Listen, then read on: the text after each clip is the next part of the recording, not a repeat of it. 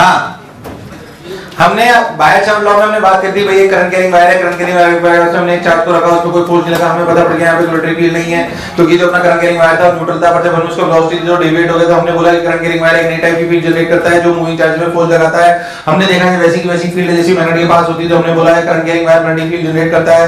तो हमने बोला इस चैप्टर के दो हिस्से हैं, कैलकुलेशन ऑफ मैग्नेटिक फील्ड, एक force on moving charge on magnetic field, yes और नो। तो हमने बोला कैलकुलेशन ऑफ मैग्नेटिक फील्ड के दो लॉ हैं, बायर-सावर्ट लॉ और एम्पीयर सर्किट लॉ। फिर हमने बायर-सावर्ट लॉ पढ़ना चालू करा। बायर-सावर्ट लॉ में हमने बोला mu naught dl cross r by 4 by mod of r vector का क्यूब, यस और नो। dl वेक्टर डायरेक्शन तो होती है जिधर अपना करंट बह रहा होता है, r वेक्टर का वहां पे होता है जहां पे अपना मैग्नेटिक फील्ड निकालनी होती है। इसका हमने सबसे पहले हिस्सा करा डायरेक्शन हमने देखी, हमें पता पड़ गया था इसमें क्रॉस प्रोडक्ट पे हमने काम करना है। फिर हमने सबसे पहले अपने बात करी magnetic field due to a finite wire, finite wire magnetic field mu naught by 4 pi d sin theta 1 plus sin theta 2 infinity का mu naught by 2 pi d sin infinity mu naught by 4 pi d। अपने पूरे सवाल solve कर रहे हैं, बहुत सारे सवाल कर रहे हैं। फिर अपने रिंग की बात करी, जो अपनी रिंग है उसमें सर्कुलर रिंग का जो सेंटर पे मैग्नेटिक फील्ड होती है म्यू नॉट by 2 r। फिर हमने बोला कि जब भी r ले लें तो आएगा mu naught by 4 pi r into theta, yes और नो। फिर हमने पूरे उसके बहुत सारे सवाल करे, वायर के साथ उसके साथ बहुत सारे सवाल करे। फिर हमने फाइनली जो एक चीज निकाली वो थी magnetic field on the axis of a ring, जो अपनी I mu naught r square by twice of r square plus x square की पावर 3/2। जैसे मुझे याद है आपको याद होना, अरे नहीं आया, यहां तक की कहानी हम कर चुके हैं, यहां तक की कहानी हम। वैसे इसके बाद हमें सॉल्वेंट पढ़ लेना चाहिए, पर थोड़ी सी फील के लिए मैं मैग्नेटिक फील्ड लाइंस यहीं पढ़ा देता हूं, तो मैं कोई ऐसी दिक्कत नहीं है। आप all the magnetic field lines generally पढ़ाई जाती है ईएमआई, कहां पे देखो तो मैग्नेटिक फील्ड ईएमआई की वैसे शुरुआत होती है मैग्नेटिक फील्ड लाइंस, फिर आता है मैग्नेटिक फ्लक्स, फिर क्या आता है, फिर फैराडेज लॉ आता है। मैं मैग्नेटिक फ्लक्स और लाइंस दोनों खा जाऊंगा। मैग्नेटिक फ्लक्स क्यों खा जाऊंगा, रिप्लेस E by V, कहां पे मैग्नेटिक फ्लक्स, याद है, भूल गया, खत्म, रिप्लेस E by सिंपल, इसलिए याद रखना जो मैं कह रहा हूं। मैग्नेटिक फील्ड लाइन यही पढ़ लेते हैं क्योंकि इन तीनों की आप मैग्नेटिक फील्ड लाइन डिफाइन करते हैं, फिर से वो प्रॉपर्टीज हैं जो अपने को याद होनी, इसलिए अगले 10 मिनट जो बोल रहा हूं वो आपको जैसे मुझे याद है आपको याद होना, कोई अक्कल नहीं लगानी। फिर से वही बात जो अपने इलेक्ट्रिक फील्ड के टाइम पे बोली थी, ऐसी चीजें जो हमें दिखाई नहीं देती उनको हम एक रूप दे देते हैं, वो ग्लोबली एक्सेप्टेड है। इलेक्ट्रिक फील्ड लाइंस के लिए हमें प्रॉपर्टीज याद है कि भूल गया, मैं बस जल्दी से रिवाइज कराता हूं। Electric field lines originate from positive charge और infinity and terminate on negative और इंफिनिटी। ये नेट इलेक्ट्रिक फील्ड रिप्रेजेंट करती हैं। टेंजेंट डालोगे तो इलेक्ट्रिक फील्ड और फोर्स दोनों की डायरेक्शन आएगी, जहां इलेक्ट्रिक फील्ड लाइन ज्यादा होगी वहां इलेक्ट्रिक फील्ड इंटेंसिटी ज्यादा होगी। दो लाइन कभी भी एक दूसरे को क्रॉस नहीं कर सकती, ये क्लोज लूप में एग्जिस्ट नहीं करती। नंबर ऑफ लाइंस ओरिजिनेटिंग और terminating is directly proportional to magnitude of charge, yes और नो। कुछ इसी प्रकार की मैग्नेटिक फील्ड होगी, कुछ कॉमन कुछ ही, और इनके डिफरेंस में भी बहुत बार सवाल हो चुके हैं। तीन टाइप की मैग्नेटिक फील्ड आपको ढंग से याद होनी, मतलब तीन टाइप की फील्ड, इनफैक्ट चार टाइप की फील्ड की प्रॉपर्टीज आपको ढंग से याद होनी चाहिए। इलेक्ट्रिक फील्ड आप जान चुके हो, ग्रेविटेशनल फील्ड आप जान चुके हो, यस और नो। अभी आज हम बात करेंगे मैग्नेटिक फील्ड की, और कुछ हद तक इसके बाद आप पढ़ेंगे ईएमआई में इंड्यूस्ड इलेक्ट्रिक फील्ड, क्या चीज पर हैं,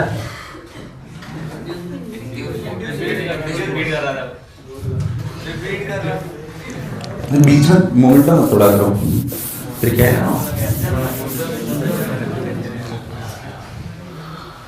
तोड़ना जरूरी है सर, नहीं तो आप तो बदल ले जाओगे।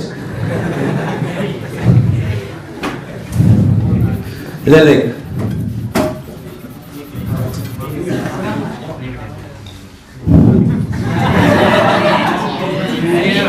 आगे बताओ चीची क्या कर रहे हैं, आगे बताओ जी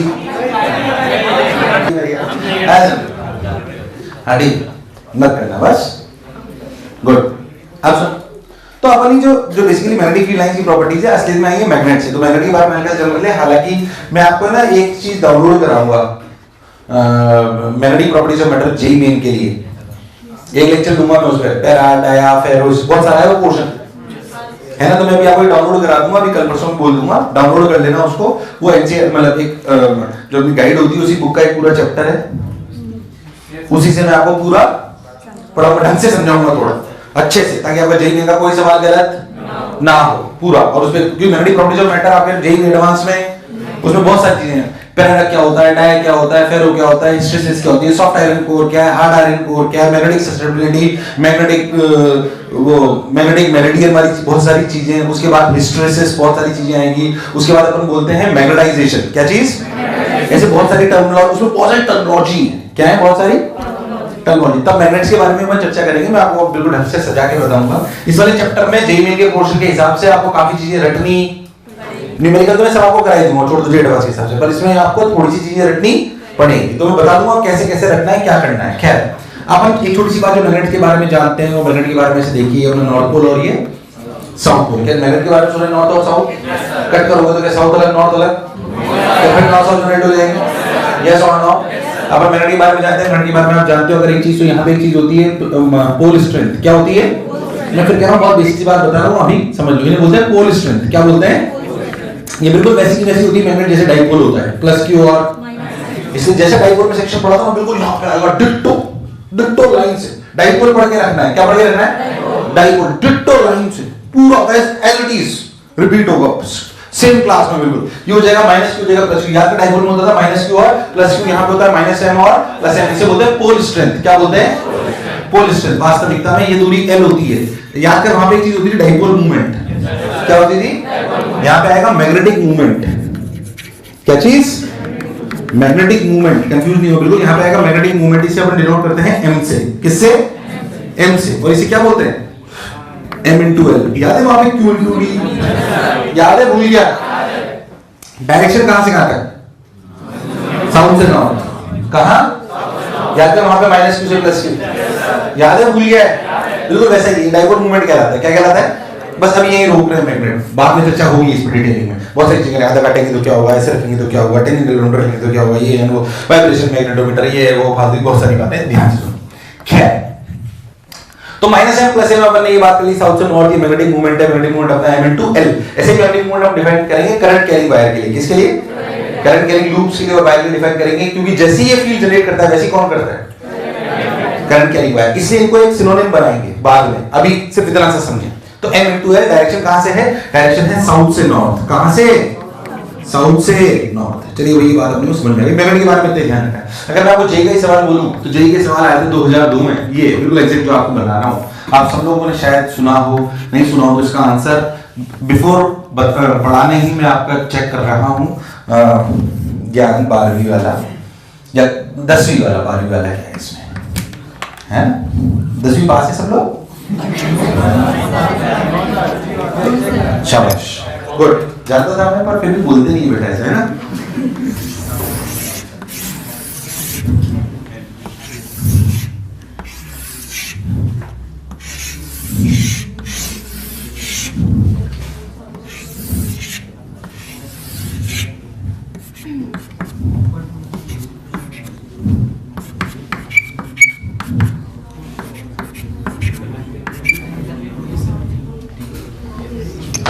मैग्नेटिक फील्ड लाइंस का डायग्राम मैग्नेट्स में। जेई का सवाल है 2002 स्क्रीनिंग।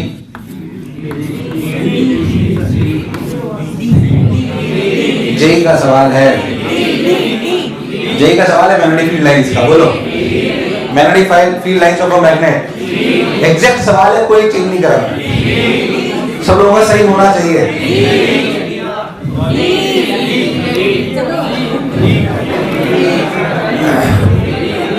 जल्दी बोलो, जल्दी बोलो, आंसर क्या है? नहीं याद है तो मैं बता दूं। मैं क्योंकि प्रॉपर्टीज पे बेस्ड है। किस पे बेस्ड है? प्रॉपर्टीज पे बेस्ड है, याद होनी चाहिए, बहुत बेसिक सी बात। ये आंसर था। मैग्नेटिक फील्ड लाइंस बाहर कहां से आती है? अंदर कहां से आती है? Outer the magnet. पर अंदर कैसे ट्रेवल करती है? कैसे ट्रेवल करती है? अंदर मैग्नेटिक फील्ड साउथ से नॉर्थ ट्रेवल करती है, पर बाहर कैसे ट्रेवल करती है? ये मैग्नेटिक फील्ड, अच्छा देख, क्लोज लूप में एग्जिस्ट करती है। ये इलेक्ट्रिक फील्ड से डिफरेंट है। कैसे एग्जिस्ट करती है? पहली बात इसका आंसर ये था। अब मैं आपको इसकी प्रॉपर्टीज बताता हूं मैग्नेटिक फील्ड लाइंस। जैसी बात है, जो अदृश्य चीज है उसको डिफाइन करा गया है। पहली बात, सबसे पहली प्रॉपर्टी ये है कि magnetic field lines comes out, originate नहीं। क्या बोलेंगे?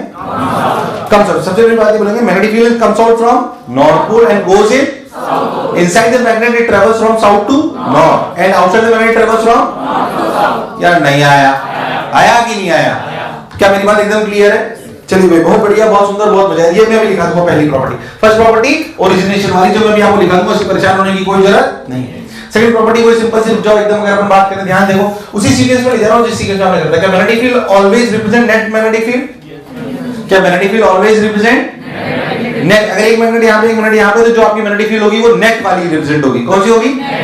मान लीजिए, तो net magnetic field represents, net magnetic field represents net magnetic field. तीसरी प्रॉपर्टी ध्यान से सुने। थर्ड प्रॉपर्टी जो हमने पहले भी पढ़ी थी, ऐसे लाइन है, टेंजेंट डालोगे किसी डायरेक्शन मिलेगी? मैग्नेटिक फील्ड की मैग्नेटिक फोर्स। याद कर, जब आपने इलेक्ट्रिक फील्ड पढ़ी थी तो क्या टेंजेंट डाले पे इलेक्ट्रिक फील्ड और फोर्स दोनों मिला था? F बराबर QE, F बराबर पर यहाँ पे फोर्स होता है QV क्रॉस B। क्या होता है? अगर कभी सुना हो तो यस और नो। तो यहाँ पे tangent gives only direction of what? Only direction of magnetic field. Only direction of magnetic, याद होगा कि सब जो मैं लिख रहा हूं यहाँ पे, अभी लिखा दूंगा ढंग से, तसल्ली, चिंता मत करो। Only direction of magnetic field, ये मैग्नेटिक फोर्स की डायरेक्शन, इन्हें इसलिए सिर्फ मैग्नेटिक फील्ड लाइंस बोलते हैं। जब इलेक्ट्रोस्टैटिक्स में बोलते हैं इलेक्ट्रिक लाइंस ऑफ फोर्सेस, क्या बोलते हैं? यहाँ पे मैग्नेटिक लाइंस ऑफ फोर्सेस नहीं बोलते हैं, यहाँ पे क्या बोलते हैं? Magnetic field lines. क्या बोलते हैं? अभी लिखा दूंगा डिफरेंस है दोनों में, यहाँ पे एक डिफरेंस आ गया दोनों की बातों में। बोलो क्लियर है? ऐसे अगर हम बात करें तो कभी भी दो लाइन एक दूसरे को कट, उसका लॉजिक याद है कि भूल गया है?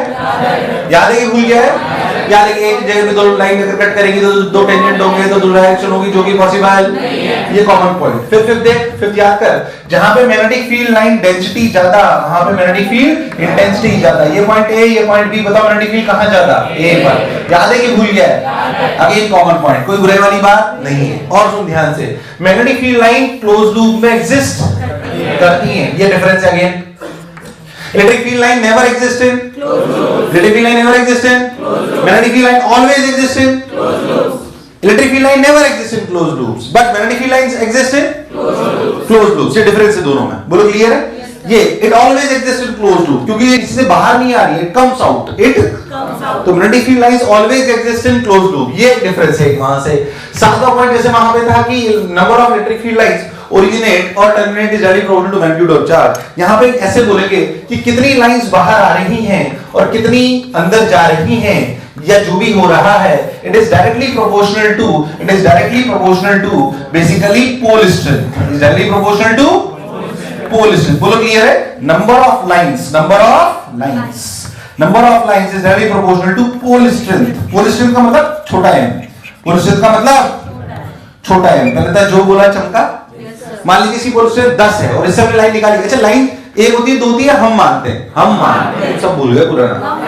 मान लीजिए मैंने इसकी पोल स्ट्रेंथ 10 थी और इससे लाइन मानी 100 और इसमें है पोल स्ट्रेंथ 20, तो कितनी आती है मानूंगा? 200। ये मतलब है उसका। पहले था जो बोला चमका, मुझे लगा नहीं तुम्हें आया। फिर से एक बार प्रॉपर्टी रिवाइज कर लेते हैं। पहली प्रॉपर्टी की magnetic field lines comes out from north pole, goes into south pole, outside the magnet and inside the magnet travels from south to north. Second property हमारी है, it represents net magnetic field. तीसरी property यह है कि tangent to the magnetic field line gives you direction of magnetic field only, not of magnetic force. ये कभी भी एक दूसरे कट नहीं कर सकती, जितनी ज्यादा उतनी ज्यादा क्लोज लूप एग्जिस्ट करती है। पै समझ आया कि नहीं आया? अब आप सबसे पहले सिर्फ ये बनाओगे, ठीक? फिर मैं आपको प्रॉपर्टीज दिखाऊंगा, फिर इलस्ट्रेशन उतारोगे। सिर्फ ये उतारो बस, सिर्फ ये उतारो बस।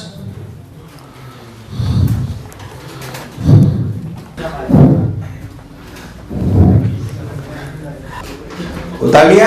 अब लिख, पहली प्रॉपर्टी लिख।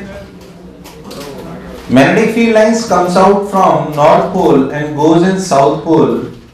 Magnetic field lines comes out from north pole and goes in south pole outside the magnet. Magnetic field lines comes out from north pole and goes in south pole outside the magnet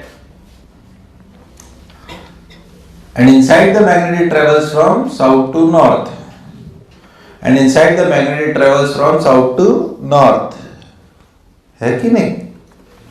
It travels from south to north, है ना? It travels from south to north, है ना बेटा? It travels from south to north। Second property लिखो। Magnetic field lines always represents net magnetic field. Magnetic field lines always represent net magnetic field. Magnetic field lines always represents net magnetic field. जल्दी उतारो, रफ्तार तेज रखो। Magnetic field lines always represent net magnetic field, always represent net magnetic field। तीसरा वाला diagram बनाओ फटाक से। तीसरा वाला डायग्राम बनाओ। ऐसे गिनने की जरूरत नहीं, लिखा हुआ है ऊपर 1 2 3 गिन रहा है। देखो, tangent at any point on the magnetic field line, tangent at any point on the magnetic field line gives you direction of, tangent at any point on the magnetic field line gives you direction of magnetic field। tangent at any point on the magnetic field line gives you direction of magnetic field। Bracket में लिख लो, magnetic field only लिख लो, magnetic field only. पूरा magnetic field क्यों लिख रहे हो, MF लिखो, आगे बढ़ो।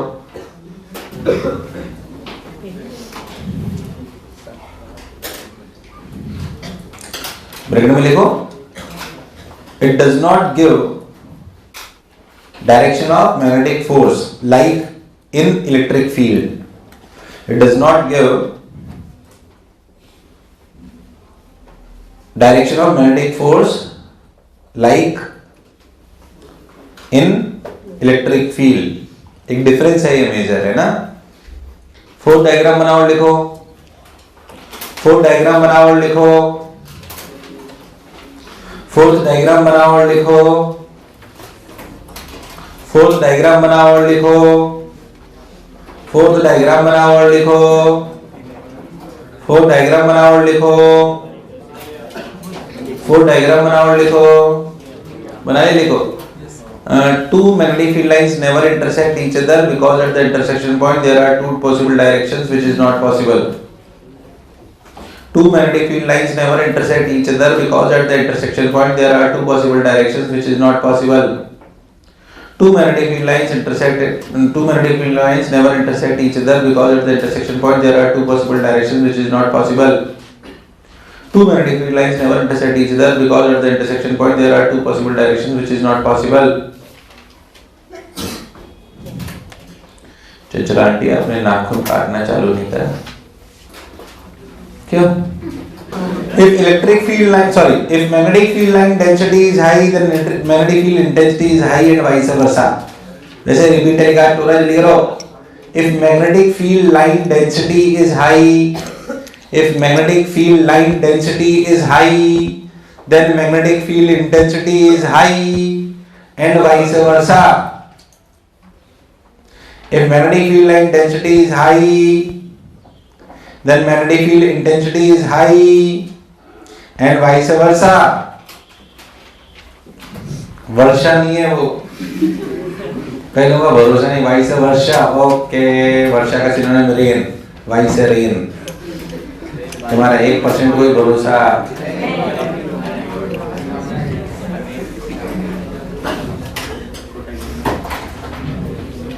महाराणा पिटने वाले दिन तो आज तैयार है, क्यों भाई? Magnetic field lines always exist in closed loop. Magnetic field lines always exist in closed loop. Bracket में लिख लो, electric field line never exists in closed loop. Electric field line never exists in closed loops. Next लिखो, next बनाओ diagram.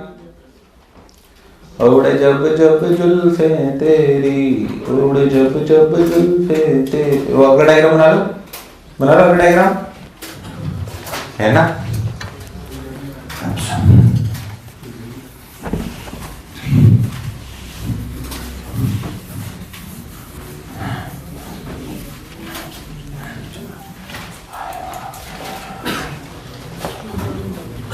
बना लिया last वाला diagram?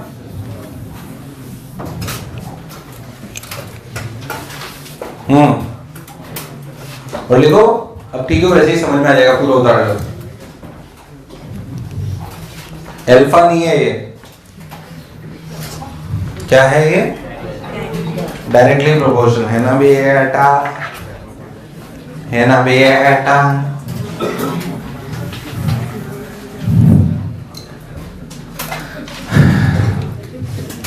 जैसे पहले राक्षस की जान तोते में होती थी, अब महाराणा की जान किट्टू के हाथ में है।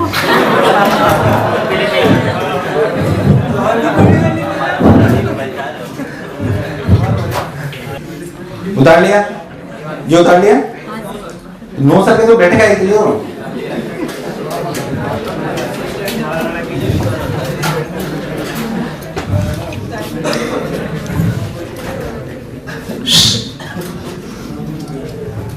जो हम दो चीजें पढ़ चुके हैं, हम दो चीजें क्या पढ़ चुके हैं? वायर और रिंग। उनकी मैग्नेटिक फील्ड कैसे ध्यान दें? जैसे मान लीजिए मैं आपसे बोलूं कि ऐसे वायर है, ये मैग्नेटिक फील्ड लाइन समझो। मान लीजिए वायर ऐसे, तो बताओ जगह पे मैग्नेटिक फील्ड किधर होगी? सब लोग बताएंगे। अरे आप रूल से बताओ, अगर करंट ऐसे तो मैग्नेटिक फील्ड किधर है? नीचे। किधर है? नीचे। बोलो क्लियर? इस जगह पे किधर है? इस जगह पे, इस जगह पे, अरे हाँ ना बोले यार, आपको नहीं लग रहा ऐसे घूम रही है? आपको नहीं लग रहा पूरे सर्कल में आएगी? अरे लग रहा है, नहीं लग रहा? बस तो वैसे ही मैग्नेटिक फील्ड लाइंस होती हैं ऐसे ऐसे। बोलो चमका। अगर आप उसको ऐसे वायर को रख के समझो तो लाइंस आपको ऐसे समझ में आएगी। देखिए बात है नहीं?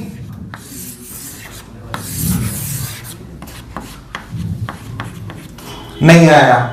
So these are the magnetic field lines of what? Wire. Current carrying wire. बहुत बेसिक सी चर्चा। एक और चीज जो हमने पढ़ी वो क्या थी बोलो? रिंग। क्या थी? बेकार रिस्पॉन्स। क्या थी? रिंग। अगर आप बोलते हैं तो उसी मैग्नेटिक लाइन समझो अच्छे से। ऐसे ऐसे रिंग है आपकी, ठीक, करंट बह रहा है ऐसे। जब आपको बाद में पता पड़ेगा कि रिंग की मैग्नेटिक फील्ड लाइंस वैसी होती है जैसे मैग्नेट में होती है ना? ये इसका नॉर्थ पोल बन जाता है और ये इसका साउथ पोल। बाद में बात करेंगे उसको। अभी मैं समझो लाइंस भी वैसी आती है।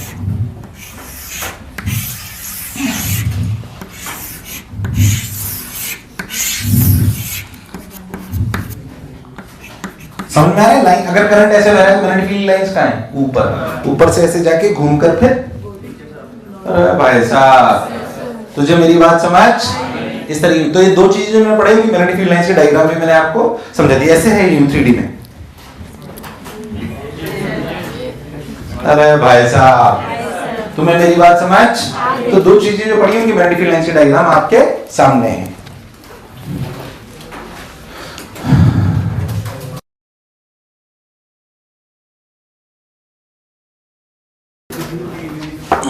अब हेडिंग डालो इसका तीसरा एलिमेंट सोलेनॉइड।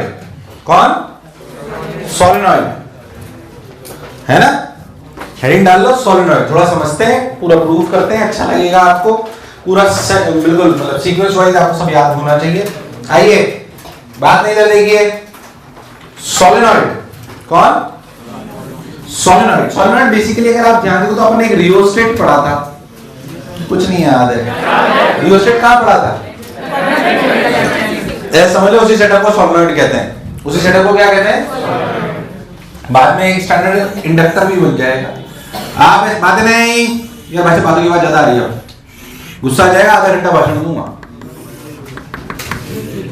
मान लीजिए एक नॉन कंडक्टिंग सिलेंडर है। क्या है?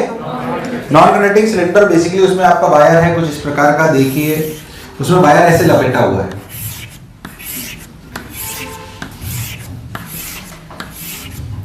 उसमें वायर ऐसे लपेटा हुआ है और उसमें करंट ऐसे बह रहा है। Got my point? इस प्रकार। ठीक, इसके डायमेंशन वगैरह दिए हुए हैं, आर और ये आर और ये एल। कोई बुराई वाली बात नहीं। ये बेसिकली सेटअप है। उसमें कॉपर वायर है जो ऐसे लपेटा गया है जिसमें करंट बह रहा है। आई सिंपल सी बात हम सब लोग जानते हैं। अगर हम बहुत सिंपल सी बात करें तो हम ये भी जानते हैं कि हमें एक और चीज डिफाइन करेंगे। इसमें बोला गया n equals to total turns. n equals to total turns. और एक और चीज डिफाइन करेंगे छोटा है, दैट इज टोटल टर्न्स। सुना है क्या? Total turns per unit length. बोलो क्लियर? जनरली आपको ये n ही गिवन होता है, वास्तविकता में n कितना है, सॉरी छोटा n कितना है, n/l। 90% टाइम आपको बड़ा छोटा n ही गिवन होगा, इसलिए फॉर्मूला में इसी की टर्म्स को निकालेंगे। सवाल ये है कि हमका इसको कोई भी पॉइंट ले लिया जाए, यहाँ पे कोई भी पॉइंट एक्सिस पे ले लिया जाए और बोला जाए बताओ इस पर मैग्नेटिक फील्ड क्या है। सवाल ये है, ठीक है? सवाल ये है कि बताओ यहाँ पे मैग्नेटिक फील्ड क्या है। कैसे करते हैं उसके डायमेंशन में आपको समझाता हूँ, समझें।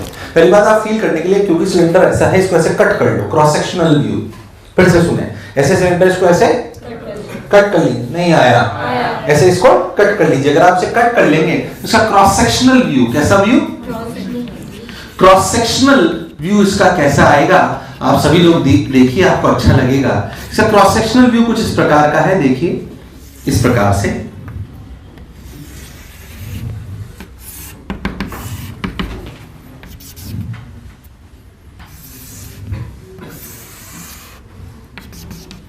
ठीक ऐसे। ये करंट बाहर आ रहा है, इसको हम डॉट डॉट से दिखाएंगे, और करंट अंदर जा रहा है उसको क्रॉस क्रॉस से। हमें मैग्नेटिक फील्ड यहां पे निकालनी है, ऐसा समझ लीजिए, या यहां पे निकालनी है, समझ लीजिए ऐसा। अगर हम इसको बहुत ध्यान से देखें तो हमें एक बात समझ में आएगी कि मैग्नेटिक फील्ड यहां पे निकालनी है। क्या मुझे magnetic field due to a ring on the axis आती? लास्ट बात हमने वही सीखी थी, magnetic field on the axis of a ring. क्या आपको नहीं लगता है इस रिंग का अलग दूरी पे पॉइंट है? इस रिंग, अरे भाई साहब मुझे लगा नहीं तुम्हें आया। और ध्यान दे हर रिंग की वजह से मैग्नेटिक फील्ड इधर ही है, चाहे इधर हो चाहे इधर हो। अगर मैंने एक रिंग के छल्ले मान लूं तो सबकी वजह से मैग्नेटिक फील्ड, क्या सब जुड़ जाएंगे? अंतर ये है कि हर रिंग की दूरी अलग अलग है, हर रिंग की। आपको नहीं लगता इंटीग्रेट करना चाहिए? बेकार रेस्पॉन्स, क्या करना चाहिए? यार मुझे लगा नहीं तुम्हें आया। तो क्यों ना हम एक एलिमेंट लें। हमने ऐसे एलिमेंट लिया, देखिए मिलके देखते हैं। मान लीजिए हमने एक एलिमेंट लिया ऐसे, x पे जाके dx, x पे जाके dx। चलो बताओ इसमें कितने नंबर ऑफ टर्न्स हैं? n dx। अरे भाई साहब कितने टर्न्स हैं? कितने कितने? आपको नहीं लगता इस वाली रिंग की वजह से इससे दूरी x है? तो इस वाली रिंग की वजह से जो छोटी सी मैग्नेटिक फील्ड लिखी गई वो लिखी गई mu naught I r square n dx by twice of r square plus x square की पावर 3/2। मुझे लगा ही नहीं तुम्हें आया। अरे बेकार रेस्पॉन्स। क्या this is the magnetic field due to ring n dx से क्यों मल्टीप्लाई करा? क्या इतने नंबर ऑफ टर्न्स की सभी रिंग्स की दूरी क्या इससे x है? इससे कोई बुराई? ध्यान से देखो तो सभी रिंग की वजह से डायरेक्शन भी सेम है, डायरेक्ट इंटीग्रेट कर लेना। थोड़ा ऐसे डायरेक्ट इंटीग्रेट करोगे तो तकलीफ आएगी, इसलिए लिमिट थोड़ी अलग तरीके से लगाई जाती है। सोचें कैसे, बताता हूं। या तो x पे जाके dx ले लें, ऐसे भी तो एलिमेंट ले सकते थे, थीटा पे जाके d थीटा, वो लोग क्लियर? इसलिए d थीटा के टर्म्स में करा जाता है, थोड़ा आसान रहता है। मान लीजिए स्टार्टिंग पॉइंट है, यहां से ये एंगल है थीटा 1, थोड़ा डायग्राम को समझना, कंफ्यूज मत हो जाना। और ये है थीटा 2।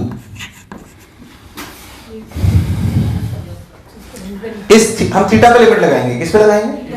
अभी x को dx को दोनों थीटा के नाम से रिप्लेस कर देंगे, थोड़ा आसान हो जाएगा। और थीटा पे लिमिट लगाएंगे और ध्यान देखो तो इनिशियल एंगल इस पॉइंट से जो जहां से सॉलिड स्टार्ट हो रहा है वहां पे एंगल कितना है और एंड में कितना है? क्या थीटा और थीटा 2 दोनों एक ही तरफ से लिए गए? अरे भाई साहब हां ना बोलो। डायरेक्शन निकालने की कोई तकलीफ नहीं है। Curl the fingers of your right hand in the direction of current, the direction of thumb will give the direction of magnetic field, yes और no?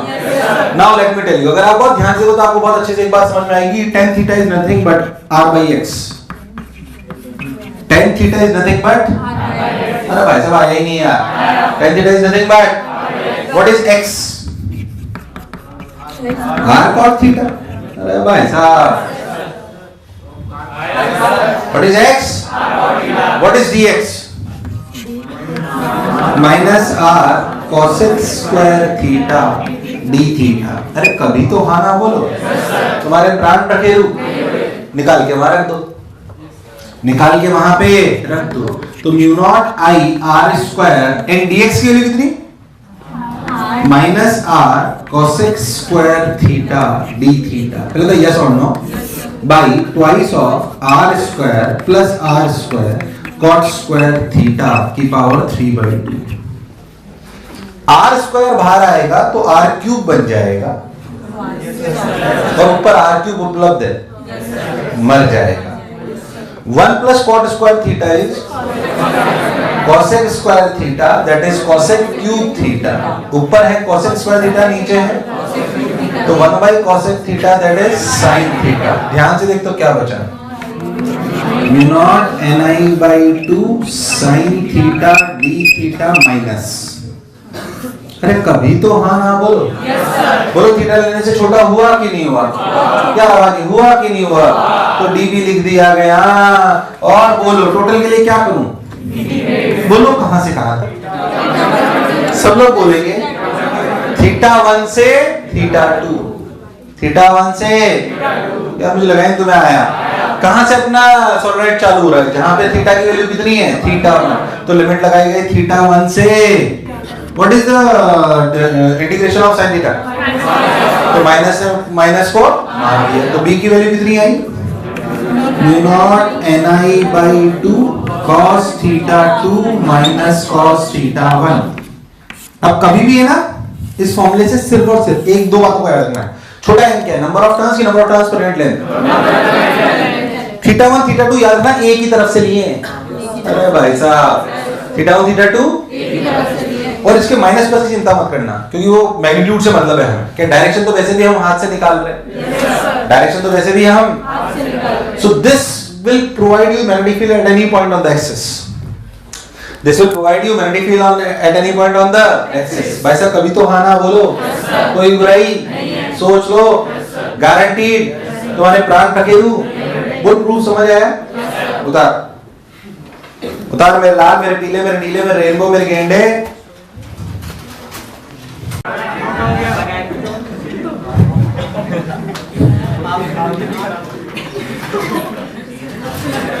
Mu naught ni by 2 cos θ 2 minus cos θ 1 बिल्कुल crystal clear, बोलो clear.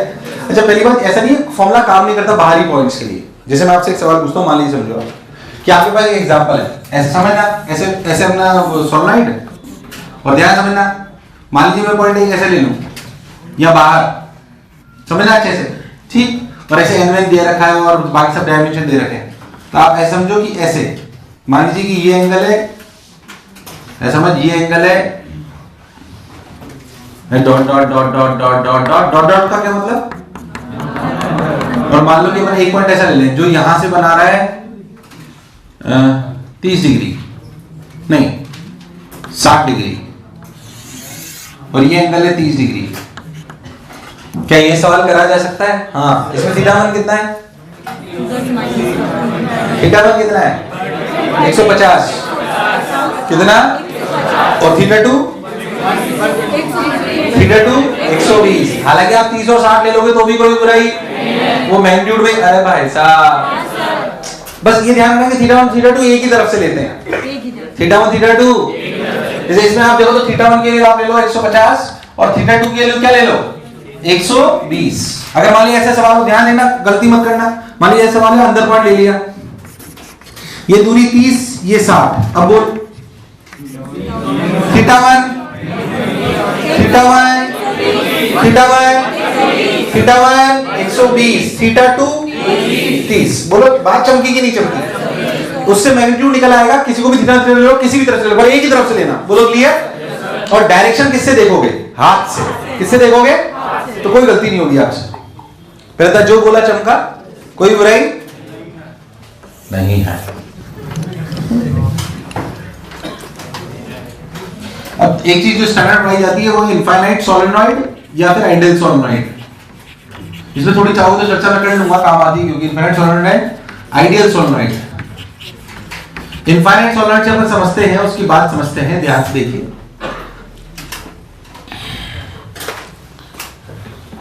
छोटा n is the number of turns per unit length, confuse मत होना बिल्कुल। छोटा n is the number of turns per unit length, confuse नहीं हो बिल्कुल। छोटा n is the number of turns per unit length। अब देखिए इधर इनफाइनाइट सोलेनॉइड, आइडियल सोलेनॉइड, इधर देखिए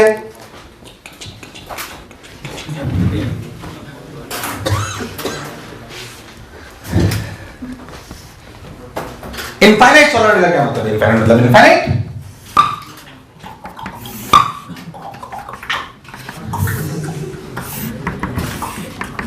ओके गुड। चलो पॉइंट है, बीच में क्या क्या मतलब है? सभी बीच में इनफाइनाइट है। बोल थीटा 1 थीटा 1 थीटा 1 थीटा 1, इधर से काउंट करो, थीटा 1 बोलो कितना कितना, थीटा 2 थीटा 2, हो रखो वहां पे,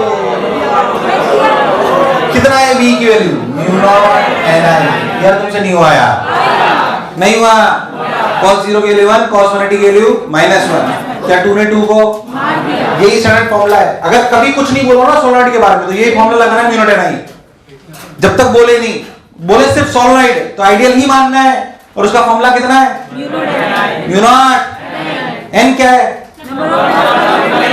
इसको हम एम्पियर सेकेंड लॉ से भी प्रूव करेंगे बाद में। अभी पर याद रखें, बहुत स्टैंडर्ड है, B बराबर म्यू नॉट ni, B बराबर म्यू नॉट ni। थोड़ी सी पीएचडी करता हूं तो हल्की सी, तो इधर फील आए कि करते क्या है वास्तविकता में। देख म्यू नॉट ni, इधर सुन, आइए म्यू नॉट ni हो ना। अब प्रैक्टिकली बताओ, आइडियल होता है क्या सोलेनॉइड? ये तो इनफाइनाइट है, होता थोड़ी। तो वास्तविकता क्या होती है? वास्तविकता ये होती है कि सोच, अगर मैं ऐसे ले लूं, ध्यान समझना, फील करते हैं पहले। मान लीजिए मैं एक ऐसा सॉलिड लूं जिसका ये R है, ये L है, और पॉइंट हमने बिल्कुल सेंटर पे ले लिया, पॉइंट हमने बिल्कुल सेंटर पे ले लिया और बोला कि R is less less less then L, बहुत छोटा। R की वैल्यू लो 1 mm, R की वैल्यू लो सोलनॉइड लो 10 मीटर का, R की वैल्यू लो 1 mm, सोलनॉइड लो, पॉइंट ले लो सेंटर पे, पॉइंट ले लो बोथ θ1, सब लोग बोलेंगे क्या θ1 is approximately 180, θ1 is approximately, θ2 centre पे मैग्नेटिक फील्ड। अरे क्या वही फॉर्मूला आया? क्या this solenoid can act like a ideal solenoid और इनफाइनाइट सोलनॉइड? यस और नो? ना, हम जितने भी सोलनॉइड पढ़ेंगे जो आप बात करोगे सब ऐसे ही होंगे, वो सब, पर आपने तो मैग्नेटिक फील्ड सेंटर पे निकाली, कहां पे निकाली? तो मैं आपको एक्सप्लेन करता हूं, थोड़ा सा अच्छा पॉइंट बता रहा हूं, नहीं भी बताता तो मुश्किल से कोई पूछता है, नहीं कोई पूछता तो बताता, पर पॉइंट अच्छा है, तुम समझ सकते हो इसलिए बता रहा हूं, सुन, कंफ्यूजन दूर होगा थोड़ा। मान लीजिए डेटा से मैं आपको समझाता हूं कि आपका R की वैल्यू 1 mm है, कितनी है, और L की 10 मीटर सपोज। हमें जैसे एक छोटी सी बात, सेंटर पे तो बात समझ में आएगी, सेंटर पे तो बात, मान लीजिए मैं तो बोलूं कि इस आइडियल सॉलिनॉइड के सेंटर पे नहीं, यहां से 10 सेंटीमीटर पे, कितना है? 10 सेंटीमीटर पे आ जाता है, 10 सेंटीमीटर, 10 मीटर के कंपैरिजन में 10 सेंटीमीटर बहुत बड़ा बहुत छोटा, किसके कंपैरिजन? पर 1 mm के कंपैरिजन तो खुद बता, अगर ये एंगल में थीटा बोल रहा हूं, व्हाट इज tan थीटा? 1/100। भाई साहब, तो थीटा बहुत छोटा कि बड़ा? बात को समझना, थीटा बहुत छोटा मतलब θ1 इज अगेन 10 to 180। भाई साहब तो फील नहीं कर पाए जो मैं कह रहा हूं, डेटा से समझा रहा हूं। अब मैंने पॉइंट सेंटर में नहीं दिया, ये पॉइंट किसके पास है? एंड। स्टिल ये कंडीशन सेटिस्फाई होगी। अरे डेटा को समझ, इसलिए मैं डेटा लिया है, तेरे को बात समझा रहा हूं। ये कितना है? 10 मीटर का कंपैरिजन 10 सेंटीमीटर तो बहुत छोटा है। अरे पर अभी भी 10 सेंटीमीटर किससे बहुत बड़ा है? तो सोचिए एंगल बहुत छोटा है भाई, θ1 तो ये हुआ ना, अब मतलब θ1 इज स्मॉल और θ इज स्मॉल और बिगर, θ इज स्मॉल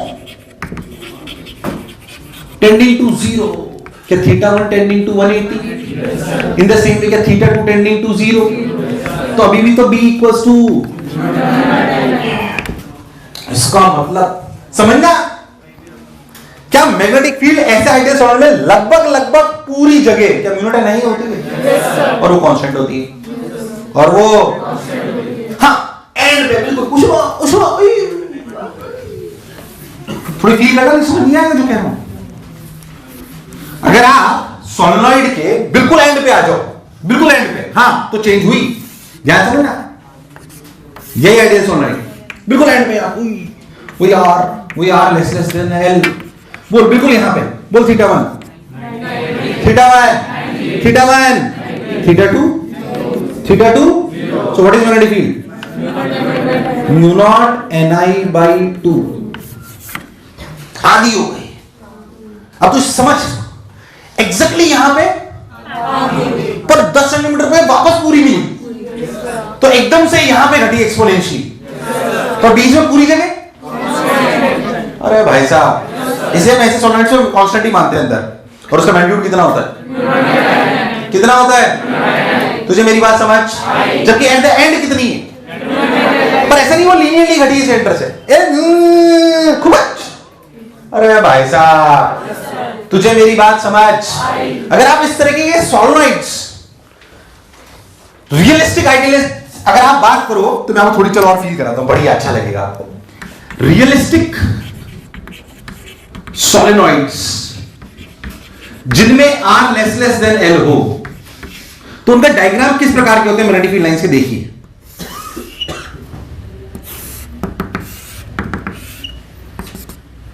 ऐसा अगर ये कंडीशन है तो इसके डायग्राम किस प्रकार के होंगे, देखिए इस प्रकार के।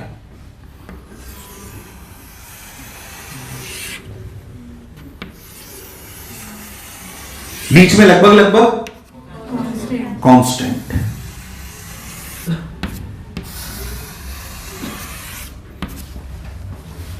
एंड में घटी तो लगभग लगभग हम उसे कितनी मानते हैं? Mu naught. क्या मानते हैं? पैसा बात नहीं आई यार, आई कि नहीं आई? Mu naught n I exactly. लगता फील आई कि नहीं आई? अगर इनफाइनाइट सॉलिडरिटी ले लो बिल्कुल तो फिर कुछ है ही नहीं, अनंत से लेकर अनंत तक, अनंत से लेकर तो लाइंस भी सीधी सीधी चुपचाप।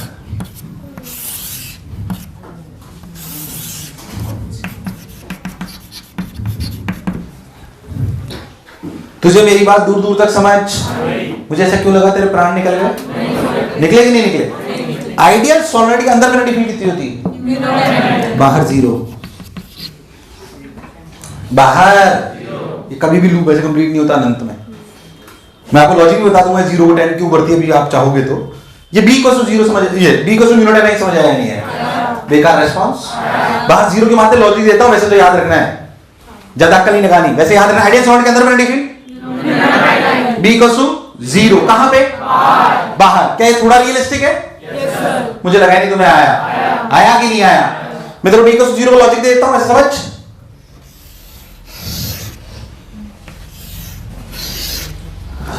ऐसे दो रिंग हैं, एक रिंग बिल्कुल यहां है।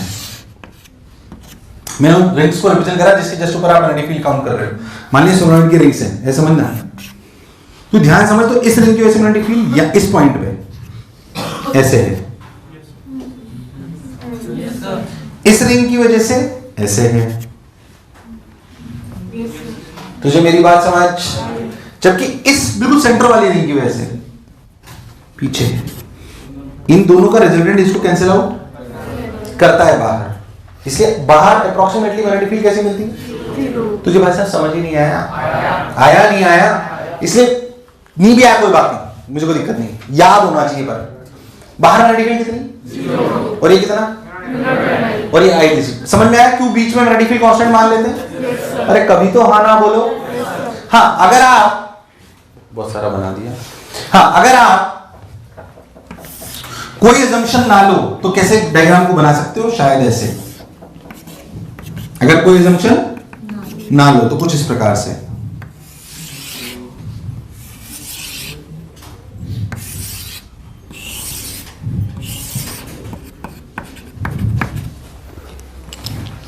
तुझे मेरी बात समझ?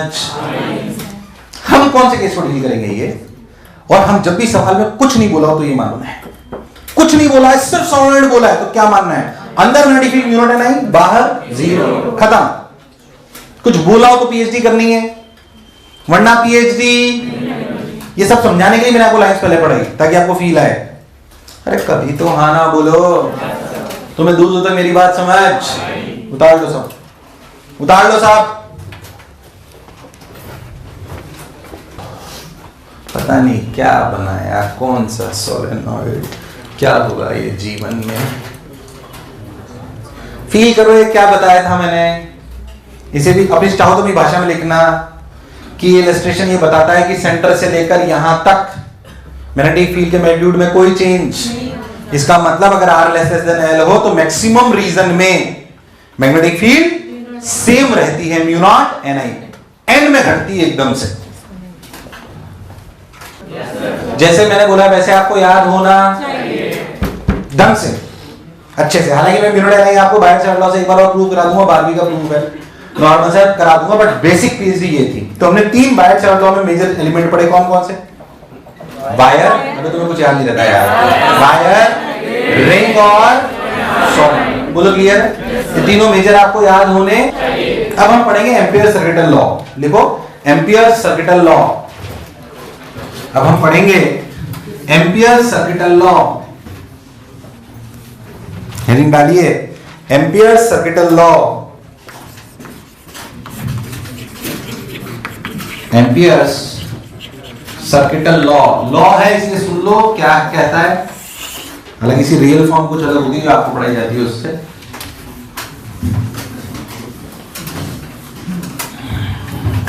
ध्यान सुन, बातें नहीं, इधर देखिए। एम्पियर सर्किटल लॉ, कौन सा लॉ? एम्पियर सर्किटल लॉ कहते हैं थोड़ा सा हल्का फुल्का सा गॉस लॉ जैसा है। गॉस लॉ याद है? Integral B dot D integral E dot D A बराबर Q in by where E is the electric field due to all the charges whether inside और Q in is the charge which is placed inside. मैंने कहा exactly वैसा, कुछ कुछ चीजें वैसी दिखेंगी। सुने, मान लीजिए आपके पास करंट कैरिंग वायर है, हम जानते हैं करंट कैरिंग वायर की सिमिलरिटी फील्ड होती है I1 I2, टाइम पास नहीं करते हैं बिल्कुल। ये आपका I3 और ये आपका I4। किसी रीजन में अगर ये मैग्नेटिक फील्ड्स हैं, सॉरी वायर्स हैं, तो क्या इनकी वजह से मैग्नेटिक फील्ड भी है, पूरी रीजन मैग्नेटिक फील्ड से भरी हुई है, इसमें कोई शक वाली बात। ये अंदर जा रहा है, ये बाहर आ रहा है, ये बाहर आ रहा है, ये अंदर जा रहा है, ऐसे 4 वायर हैं। हमने इस पूरे रीजन में एक इमेजिनरी लूप लिया, लूप और सरफेस अलग है। ये क्लोज्ड लूप है, क्लोज्ड लूप और क्लोज्ड सरफेस अलग अलग बात। Circle is a closed loop, sphere is a closed Gaussian, मतलब जो अपना गॉस लॉ पढ़ते थे उसमें क्या लेते थे, यहाँ पे क्या ले रहे हैं, क्लोज्ड लूप ले रहे हैं। तो अगर क्लोज्ड लूप लिया जाए, ऐसे ले लिया जाए कोई भी, क्या इस क्लोज्ड लूप में हर जगह मैग्नेटिक फील्ड होगी? I1 की वजह से, I2 की वजह से, I4 की वजह से, I3 की वजह से, सबकी वजह से। हवा नहीं, किसकी वजह से? मान लीजिए कि यहाँ पे मैंने एक पॉइंट लिया जहां पे magnetic field I B net is nothing but B1 plus B2 plus B3 plus B4, सबकी वजह से B1 plus B2 plus B3 plus B4। Law कहता है कि अगर आप ऐसे एक एलिमेंट लो DL, क्या लो? DL, बोलो क्लियर। और इस लूप की डायरेक्शन से कंसीडर कर लेते हैं, कोई भी एक, हम एक लूप मानते हैं, उसमें एक डायरेक्शन मान लेते हैं, जो आपकी इच्छा। एक लूप माना और इसमें डायरेक्शन बनी ऐसे। अब डीएल की डायरेक्शन वही होगी जो आपने एरो माना है, बोलो क्लियर। अब एक वैल्यू निकाली जाए इंटीग्रेशन ऑफ गोला, गोले का मतलब क्लोज लूप, गोले का मतलब वैल्यू निकाली जाए integral v dot dl, integral क्या वैल्यू निकाली जाए, integral that is equals to mu naught I in। पहली बात ये लॉ है, integral b dot dl equals to b is perpendicular to what, I1 I2 I3 I4 या सब अंदर वाला कि बाहर वाला कि सब। ये पॉइंट कॉमन है किसका, गॉस लॉ। यहाँ पे गोला क्या दिखा रहा है, क्लोज लूप। यहाँ पे DA है कि DL है, क्लोज लूप लिया जा रहा है, बोलो क्लियर है। So integral b dot dl where b is the magnetic field due to all the wires whether inside or outside। ये बात वैसा है। म्यू नॉट I in कौन सा, बाहर वाले से कोई लेना देना नहीं है। कैसी गॉस लॉ में भी बात पड़ी थी, इसलिए मैंने बोला कुछ वैसा है। तो बताइए I in क्या लिखूं, I1 प्लस कि I1 माइनस I2 कि I2 माइनस I1 कि माइनस I1 माइनस I2। ये तो समझ में आ गया, I1 I2 आएंगे, अरे आएंगे कि नहीं आएंगे, पर मैग्नेटिक फील्ड I3 I4 की वजह से भी है। अरे भाई साहब, मैग्नेटिक फील्ड I3 I4 की वजह से भी, बोल क्या लिखो, बोलो क्या लिखो, A B C D, बोलो क्या लो। जब आप इसका एरो फिक्स करते हो तो आप पॉजिटिव करंट की डायरेक्शन भी फिक्स कर लेते हो। So assume a loop, take a imaginary direction, this imaginary direction automatically tells you the positive current. curl the fingers of your right hand in the direction of the assumed direction, the direction of thumb will give you the direction of current, positive। इसमें कैसे माना है ऐसे, अरे भाई साहब माना बोल, तो तूने करंट कौन सा माना, कोई बच्चे बोले सर तो उल्टा मान ले, तो सोच जो ये बच्चे ने एंगल बी और डी में थीटा लिया था वो 180 माइनस थीटा हो, तो अपने आप इधर भी माइनस आ जाएगा। अरे भाई साहब कोई फर्क नहीं पड़ेगा उससे, डोंट वरी। बट ऐसे नहीं कि सारा इमेजिन इधर मान लिया अंदर मान लिया। When you fix the direction of the loop, at that time itself, you fix the direction of positive current. You fix the direction of, जैसे इसमें हमने positive direction किधर मानी, बाहर। को उल्टा मानता तो क्या उल्टा भी कर सकता था? पहले तो क्या लॉ आपको समझ में आया है? जैसे मुझे याद है ना, कोई अक्कल नहीं, कुछ नहीं, फालतू की बात नहीं, बस जैसे ये लिखा हुआ है वैसे आपको पॉइंट बाय पॉइंट याद होना चाहिए। लॉ है, आप ऐसे समझो। पहले तो जो बोला चमका उतार ले, B is magnetic due to all the wires whether inside or outside। I इनका क्या मतलब है, इसका क्या मतलब है, उसका क्या मतलब, उतार लो अच्छे से।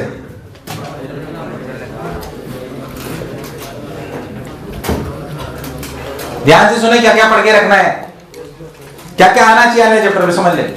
पहली बात, आने वाले दो बार जो आपको पढ़ाया जाएगा उसमें क्या क्या चीजें आपको पीछे करनी चाहिए। डाइपोल मूवमेंट कहां पे पढ़ा था, अपन ये पढ़ेंगे एलआर सर्किट का की जगह कौन पढ़ेगा, आरसी। कौन बनेंगे, आरसी। आपको पूरा आना चाहिए, डाइपोल मोमेंट आपको पूरा आना चाहिए ढंग से। एसएचएम जोड़ते कैसे हैं वो आपको ढंग से आना चाहिए, जो बेसिक बेसिक चीजें हमें रिक्वायरमेंट होगी। और क्या पीछे चलेगा, इलेक्ट्रिक फ्लक्स, क्या चीज, इलेक्ट्रिक फ्लक्स। सर्किट थ्योरी पूरी आनी चाहिए वरना अपन आगे नहीं बढ़ पाएंगे। अभी तो तीन बेसिकली इलेक्ट्रोस्टैटिक्स रिवाइज करके रखना क्योंकि वो वैसी की वैसी चीज चलेगी। याद कर, मैंने तो स्पेयर्स पढ़ाए थे, कुछ याद है, उसमें कैविटी पढ़ाई थी, सब रिपीट होगा वापस। मैग्नेटिक फील्ड अभी अगले टाइम ही आ जाएगा, magnetic field due to a wire, magnetic field due to a, तो स्पेयर्स पढ़ गया ना, वो सॉलिड नॉन कंडक्टिंग कैविटी, याद है, rho R by 3 epsilon. Repeat telecast आएगा अभी, स्फीयर्स क्या चीज, ये सही याद है, स्फीयर्स आएगा बिल्कुल।